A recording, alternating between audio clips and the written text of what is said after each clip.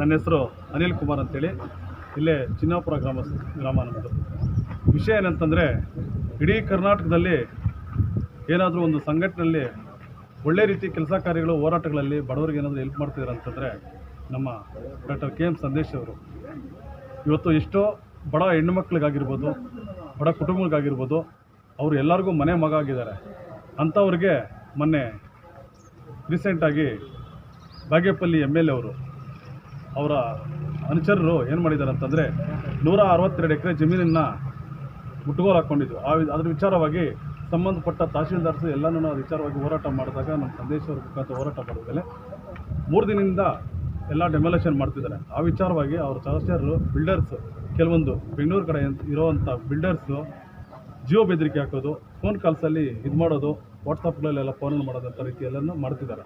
ಆದರೆ ಇಡೀ ಕರ್ನಾಟಕದ ಜನ ಇವತ್ತು ಅವರನ್ನು ಮನೆ ಮಗ, ನನ್ನ ತಮ್ಮ, ನಮ್ಮ ಅಣ್ಣ ಅಂತ ಇವತ್ತು ಅಷ್ಟೇ ಪೂಜೆ ಮಾಡ್ತಿದ್ದಾರೆ ದೇವ್ರ ರೀತಿಯಲ್ಲಿ. ಅವರನ್ನು ಬಾಬಾ ಸಾಹೇಬ್ ಅಂಬೇಡ್ಕರ್ ಅವರ ಮತ್ತೆ ಹುಟ್ಟಿ ಬಂದರು ಅಂತೇಳಿ ತುಂಬ ಜನ ಅಂತಿದ್ದಾರೆ. ಅಂಥ ವ್ಯಕ್ತಿಗೆ ಇವತ್ತು ಒಂದು ಸೂಕ್ತ ಭದ್ರತೆ ಇಲ್ಲ.